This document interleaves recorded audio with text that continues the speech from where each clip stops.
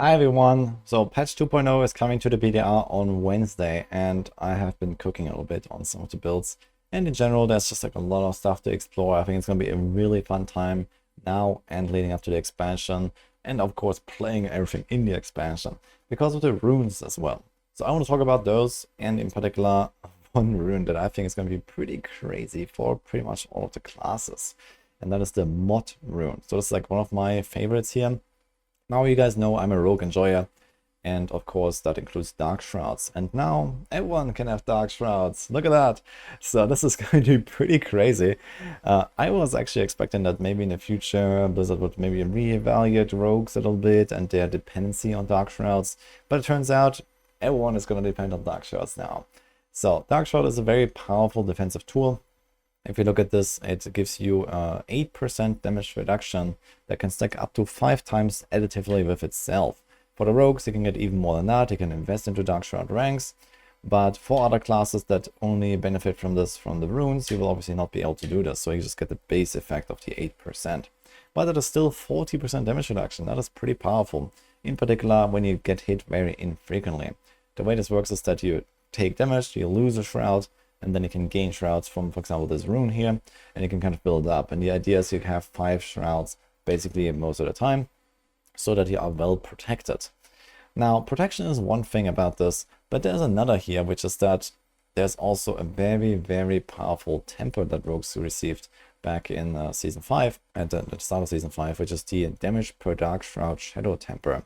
And as you may have seen in, other cases, people were actually using other class tempers in order to gain a certain benefit. We see this, for example, with the ultimate cooldown reduction tempers on the Necromancer. They only exist on that class, but they work for all ultimates in the game. So rogues right now use it, for example, for Shadow Clone on some builds, or maybe other classes as well. So there are some of those cases where you want to actually use a temper from another class, and in particular when you have stuff like this where you directly cast a skill or trigger a skill from another class, of course we're gonna get to the point where this may actually be a thing. And in the case of the rogue's Dark Shroud temper, that is actually a pretty big thing, because this temper is way stronger than pretty much any other additive temper you can put on your gear. You see here the typical wound damage temper is like 50%, and then crit damage is like 85. So these are like the typical offensive tempers. Depending on the build, depending on the class, there might be something else, like something skill specific, like there's like death blow damage that has like a higher value than this, or something like that, or bone spirit damage on the necro that maybe has like something like double this value or so. But if you look at the shrouds, well, you have kind of the same value as the typical temper, but you get it times 5. So this is why, or part of the reason why, rogues are extremely powerful these days on some of the builds, because they have damage per Dark Shroud Shadow. And this value doesn't look that impressive when you look at it, but you have to remember you get 5 of those shrouds. So when you have this times 5, well, suddenly this is a 275% additive damage temper. Boom, just like that. And then of course you can master this up.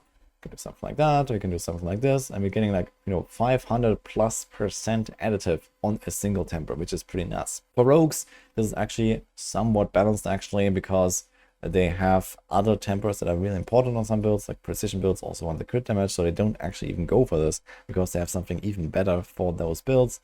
And likewise we had like this kind of combo between crowd controlled and the Dark Shroud tempers for close quarters builds and so on. But in general, it's like a very universal, very strong temper for many rogue builds. And it gives them so much additive damage. Endgame rogue builds get into the range of something like 3000 to even 4000% additive or so. So you get tons of it. This is even surpassing what overpower builds can do in most cases. And it effectively means that any other, increased damage that you gain from any other source is effectively worthless. So all the glyphs, all of the paragon stuff, all of the stats of your gear, like even weapons where you can throw in like a random like crit damage roll or something, it barely even matters at that point. You can even go like life per hit or resource recovery or something like that if you want, just because it matters so little when you have so much additive damage. But in particular for other classes, you can now also benefit from this effect. So as long as you generate enough of those Dark Shrouds, you will have the option to go for this temper from the rogues, and then also go for Dark Shroud damage tempers.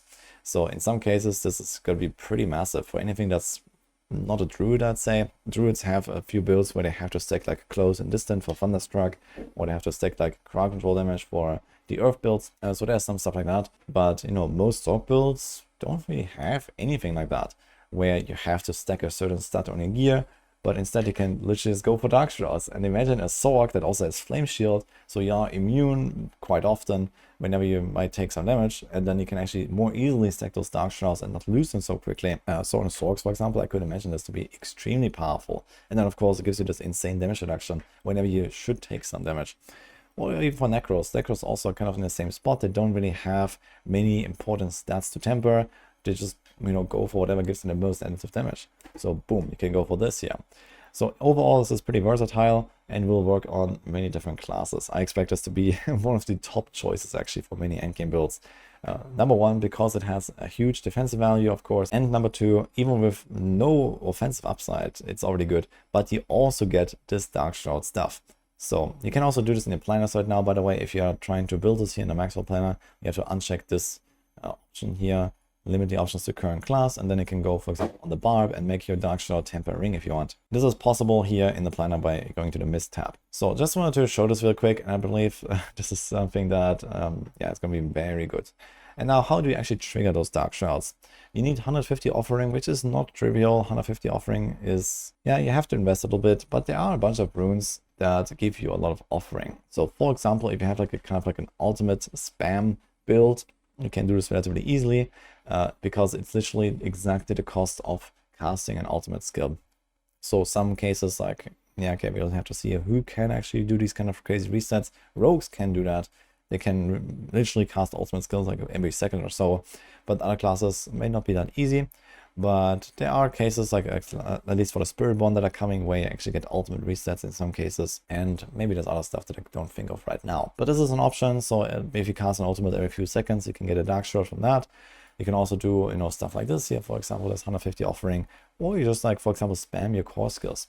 So 25 offering for just casting a core skill. So when you just do that and you attack, let's say 2 or 3 times per second, you'll get at least a Dark Shroud like every 2 to 3 seconds or so. And you can only lose a Dark Shroud once every 1.5 seconds. This is like a change they made in Season 5. They made it more consistent to kind of keep Dark Shrouds up, even when you take many hits at once. You only lose one, but you're still protected against everything.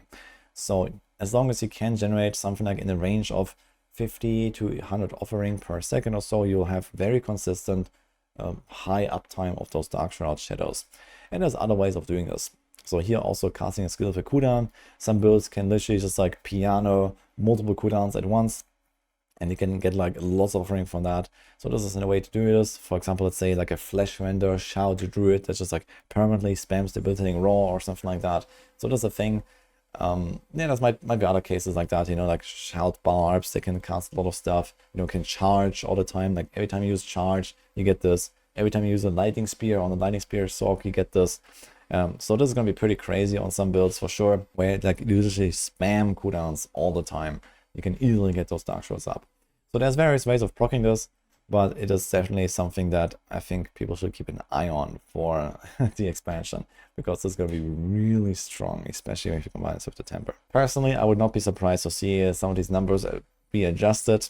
I guess especially like the offering costs and the offering gains is certainly something that the devs are going to pay attention to, because yeah, some of this stuff will prove to be pretty cracked to generate offering, and some of these effects are going to be pretty cracked when you actually trigger them all the time. And I think this is one of those prime examples. There's other pretty good stuff in there. I want to dive deeper into like the whole rune thing, but also I guess we have to wait and see how it actually feels on the PTR, how often you can trigger certain stuff, like how it actually works, where it's a targeting, and so on. So for now, I am kind of like looking at it, and I'm thinking about possible combos, but this is certainly one of those that I think is going to be one of the craziest. Let me know what you thought about this rune system. I think it's actually pretty interesting, especially the concept of casting skills on other classes. Like for example, Warcry on the Rogue is something that is going to be really strong as well, and maybe on other classes as well. But there are some things like that where, okay, I don't need the Dark Shroud stuff. I can go for the Warcry instead, and I get Berserking, I get damage buff, and suddenly I have like this 50% extra damage output basically all the time. So stuff like that. Or you can just cast some cool like utility skills, you know, like a Decrepify, like the Vortex on the Spiritborn, that's like a pull-in, for example. So there's lots of cool stuff here, and I'm really excited to see where this will go, especially once they start adding more runes in the future. For now, that's what I got here. Stay tuned for more PTR videos. I'm cooking a lot. I've also made a video about like some of the new rogue builds, for example. So that is coming out. And I want to try to work on builds for all classes because there's so much cool stuff in this patch. So stay tuned. Hope you like this and see you guys next time.